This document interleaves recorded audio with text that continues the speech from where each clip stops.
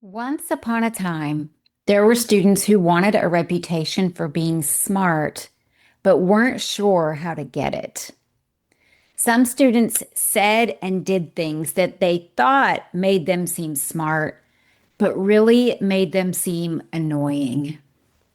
Other students were too anxious to say or do much of anything, so it was difficult for them to have a reputation for being anything other than shy. And then there were students who didn't really think about their reputation at all, but were unintentionally sabotaging it anyways. I created this lesson for all of these students. In this lesson, students learn how to identify the things that actually cause people to create a reputation for being smart and how we can do them in moderation. We practice self-awareness by discussing where we feel like we fall on the reputation in moderation scale. This is lesson 4 of module 1. Module 1 is all about the concept of reputation, and this is lesson 4. It comes after lesson 3. Lesson 3 is a reputation for being smart, and it focuses on the things that we want to avoid. There's so much to talk about when it comes to a reputation for being smart that I created 2 lessons about it. This one is 4, which is where we talk about doing things in moderation. On the checklist for this module, this is covering correcting others, even when it doesn't really matter, not initiating conversations. I have a chart that I created that I share with the students. This is the first lesson that we talk about this, and we end up using it for the next 2 lessons. So we use it for 3 lessons total, and I call it reputation in moderation. It looks like a bell curve, and it is numbered from 0 to 10. And the idea is that we want to be somewhere between a 3 and a 7 on most things when it comes to our reputation.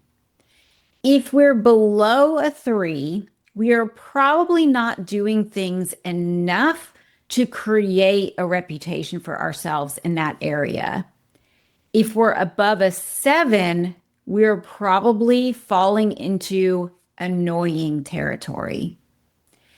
This is interesting even when we talk about having a reputation for being friendly, because a lot of students don't realize that doing certain things too much means you don't have a reputation for being friendly. You have a reputation for being annoying. This week, we use the scale to talk about a reputation for being smart. Square students typically put importance on having a reputation for being smart. They typically are smart students, but they often don't do things that would show that. They don't speak up in class. They don't ask questions. They don't answer questions. They don't typically help other people if it's going to be in front of an audience. And so square students, it is important to them to be seen as smart, but they're typically not doing things that would lead to that outcome. For circle students, they don't usually really care whether they have a reputation for being smart. It's not something that's all that important to them. Circle students are the most common social type that does not have an awareness of the concept of reputation. That's why we start this whole module with just what is a reputation?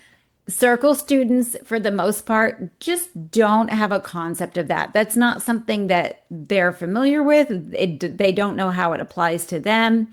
So everything we talk about in module 1 is like an eye-opener for circle students.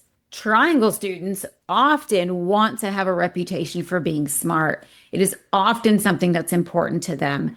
Not always, but I would say definitely the majority of triangle students want to have a reputation for being smart. Triangle students tend to take most things too far. And so, just like anything else, they tend to be students who are doing and saying things that they think are giving them a reputation for being smart without realizing that they are over the 7 on that scale. In addition to having conversations about everything in our lesson today, we also do some self awareness, and the students talk about where they think they are on the scale. And this is one of the times that I openly give students feedback if I have a different thought about where they are on the scale.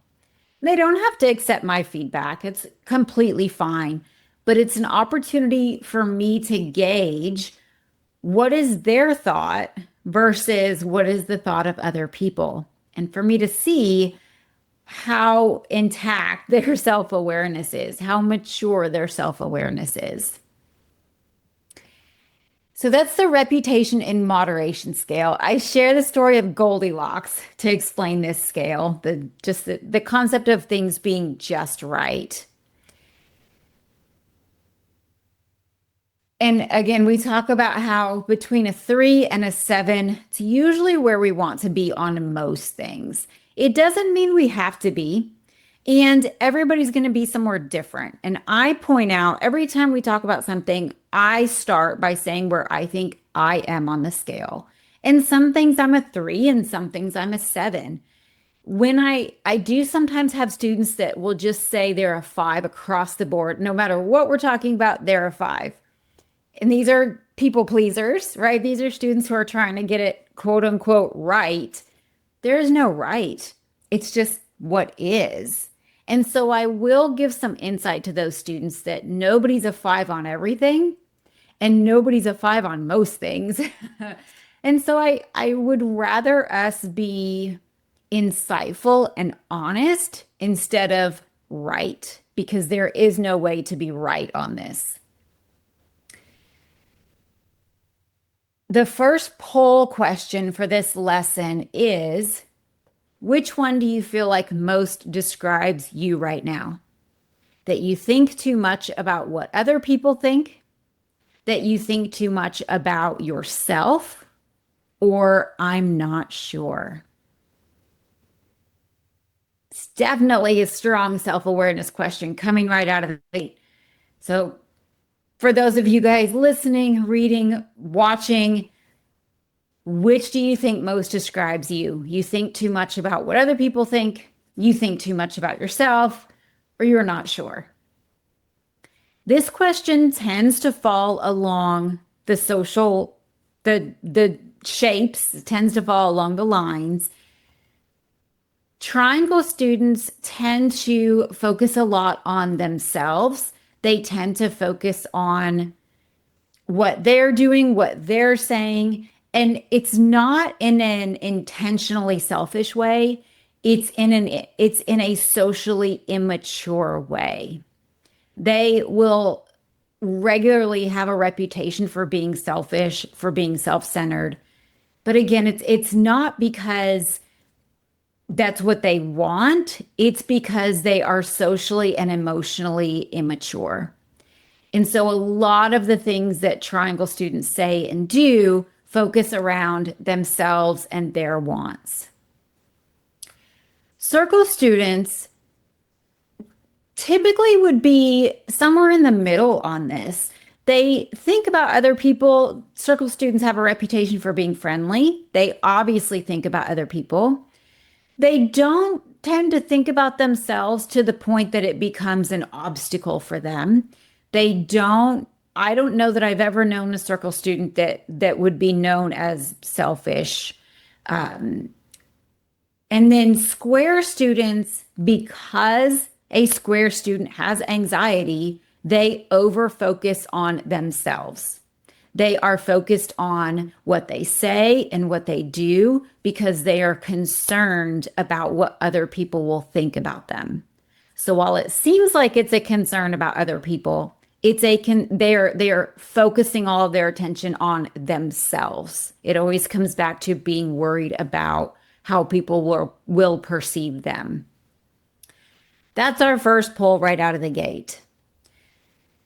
Then we get into the topics for today. I have several things for us to think about and to place ourselves on the scale over. And the first one has to do with answering questions. And I explained to the group that that could mean a couple different things. That could mean when you're in class at school, when you're in a group like at Starfish Social Club, when you're in a staff meeting at work. That's one version of answering questions, is in a group environment where somebody is asking, anybody can answer. Another scenario is in a one-on-one situation where someone is directly asking you a question like, hey, how are you? How was your day? It is, if we do not answer questions, if we're below a 3 on the scale, it is difficult to have a reputation for being smart. If you are in a class at school and you are not ever answering anything, even if the teacher directly asks you a question, it is really difficult to create a reputation for being smart.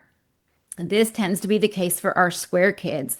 They're not volunteering to answer questions, and sometimes they don't even answer one-on-one questions. If we're going the other way and we're always answering questions, for example, in a class, if every time the teacher asks a question, your hand is shooting up. In Starfish, we don't have to raise our hands. So in Starfish, if every time I ask a question, you're jumping in with your thought, it can very quickly become annoying. And it also takes an opportunity away from other people in the group to be able to contribute and participate. So this is a great example of something that seems like it would give us a reputation for being smart, but if we're doing it too much, it gives us a reputation for being annoying. There are times where it is okay to know the answer and to not say it. We can wait, we can let other people have a turn, and that's okay.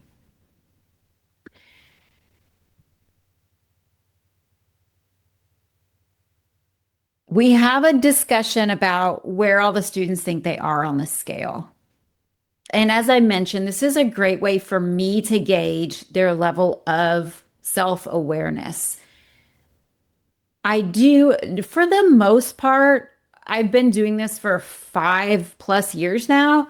I think students they tend to be pretty self-aware. Interestingly, triangle students tend to be quite self-aware.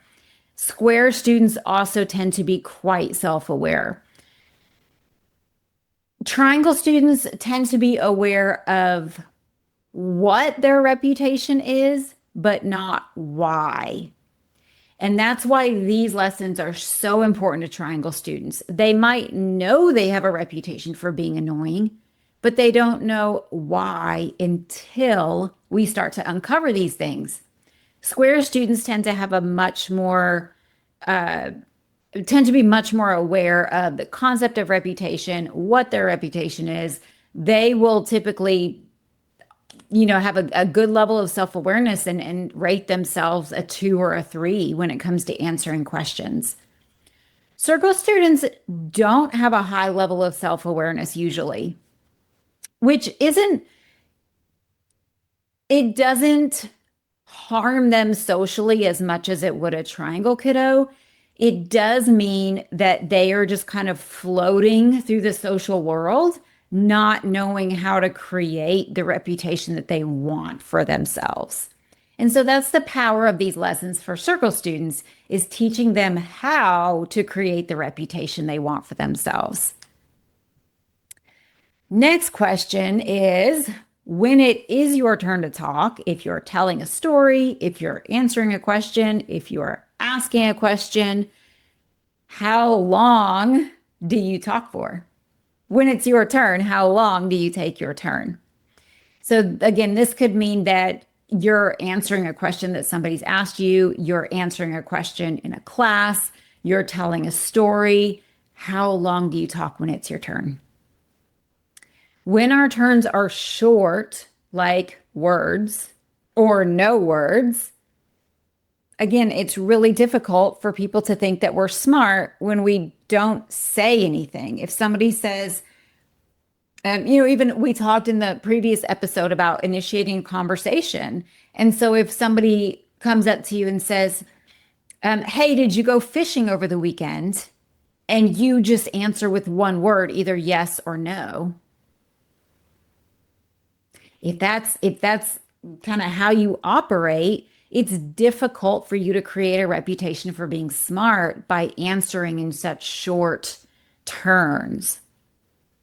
On the other end of this, for over a 7, are students who, let me preface this by saying some of this is related to processing difficulties. Some of this is related to difficulties consolidating information. So some of our students, especially if they're telling a story, take a really long time because they don't know what's important. They think everything is important, which is an executive functioning difficulty. Some students don't know how to sequence a story so that it flows from beginning to end. So they may be telling you different parts and pieces of the story as they go. And so you're getting lost trying to follow where we're going with this. So there's underlying reasons why students who are above a 7 may be above a 7. What I try to do when I have students who constantly take very long turns is figure out what those underlying reasons are and then start to help them with that. Again, it's actually more than social, that's executive functioning. Is it that the student thinks everything's important? Is it that they don't know how to sequence from, beginning to end, first, second, third? Is it that they are completely unaware that there's even an unspoken time limit when we're taking a turn? Some students just truly don't realize that people don't expect us to talk for 5 minutes.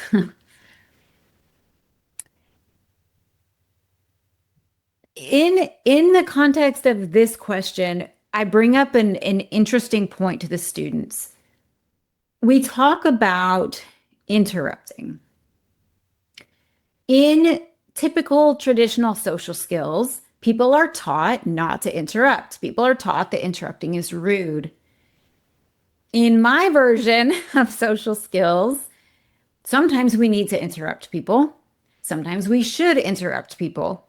And if we are frequently being interrupted, that's a social clue that we need to pay attention to because it typically means we've been talking for too long and people are tired. They want to turn, they just want us to stop talking, they want to leave, whatever the case may be. So I think interrupting has its place. I don't think it's inappropriate. I think it has its place. And I also think it's important for my students to realize that if they are being interrupted regularly, there's a reason for it that we need to think about, we need to consider. Then the students talk about where they think they are on the scale when it comes to how long of a turn they take. One thing that I've done before is I had you could even use a timer, but I had these little chatter teeth.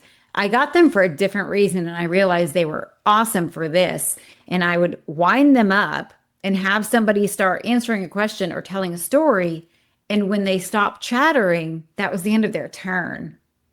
And it really helped some of the students to be able to learn how to be more concise with the things they say. I will say, for me personally, for some reason, everything to me is a story. When somebody asks me a question, everything is a story. I mean, even last night I was texting with someone and he asked me about something and And I was like, oh, it's a story. And I actually took a screenshot of a Facebook post I had made about it because I was like, it's easier for me to just show you this Facebook post I made about it than for me to tell you the story. But I feel like everything is a story. And so I have to be mindful. Sometimes I will say, if somebody asks me about something, I will say, do you want a short answer or do you want the story version? Because I recognize that not everybody wants to hear the whole story if they're asking me a question. It's an important thing to know. The third topic that we talk about is correcting other people. This is a really interesting one. Square kids for sure do not correct other people unless they absolutely have to. Circle students typically don't, just out of sometimes it's because they weren't really paying attention. Sometimes they think it's rude or disrespectful to do so. Circle students tend to not be bothered by much, so sometimes it's something that just doesn't really bother them. Triangle students tend to overcorrect other people.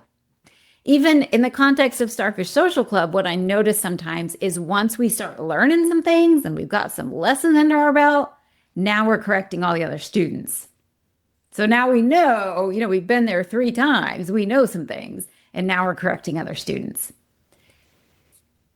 There are times that we should correct other people.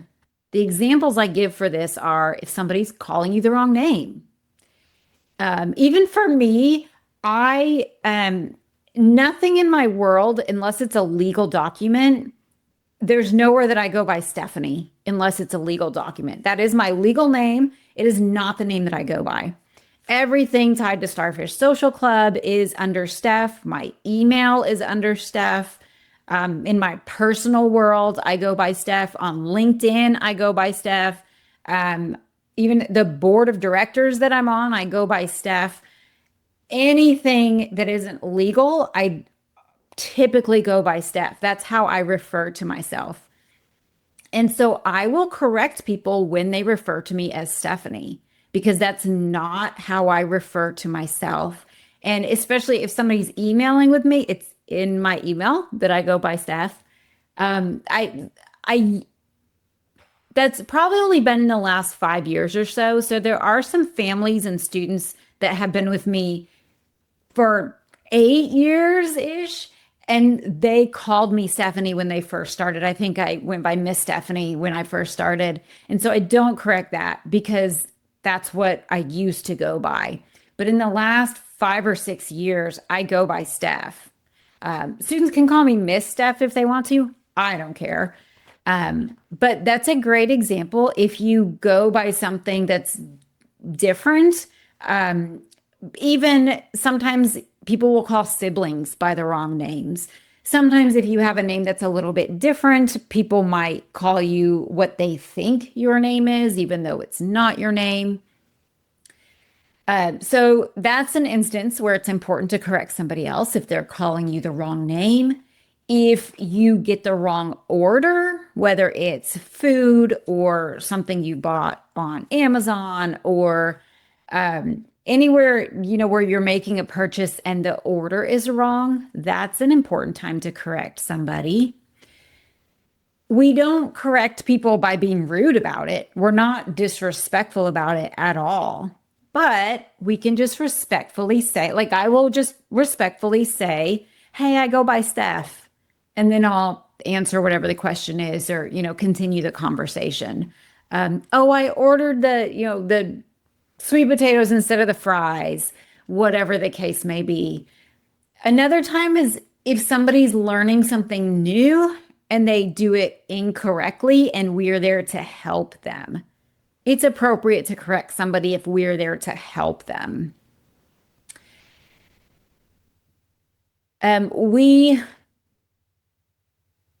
Let me see. Okay, so if we're below a 3, if we just always let things go, it's hard to have a reputation for being smart if we're just never correct, especially things like if other people notice someone's calling us the wrong name and we're just not saying anything about it. Obviously, if we're over a 7, we're correcting everything. We very quickly get a reputation for being rude, bossy, selfish. So we have a discussion about that in the group. And I give an example of if I, in the chart, so the reputation and moderation scale, I printed it and I laminate it. And I give an example and I say, on this scale, let's pretend that I spelled the word moderation wrong. Does it matter? Would you correct me? Would you point out that I spelled the word moderation wrong?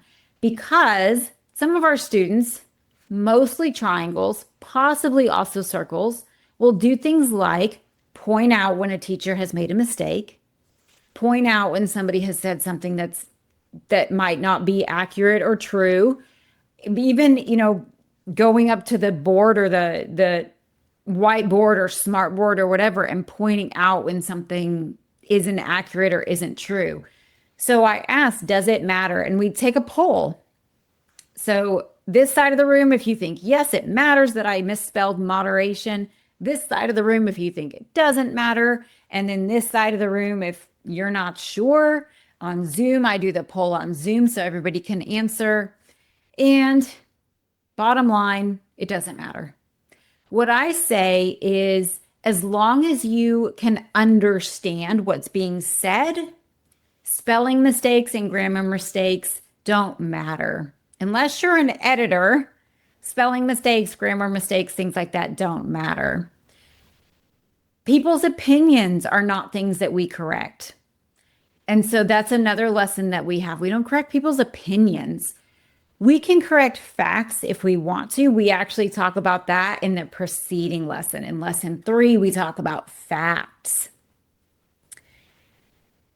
So the important part about this concept is there are times where we should correct other people, but not all the time, not over things that don't matter.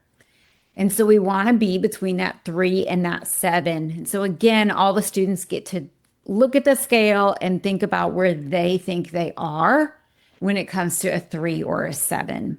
One thing you could even do, I actually haven't done this, I just thought about this right now, is for your students that you notice are below a 3, you can intentionally start calling them the wrong name. I would do it in this lesson and encouraging and reminding them, that they can correct you, and then maybe even doing it over the next couple of weeks just to reinforce that concept. I'm going to start doing that. The next one is asking for help. We have a lesson about asking for help. It is at the end of module 3. So quite a ways away from this lesson, but it's a whole lesson on asking for help.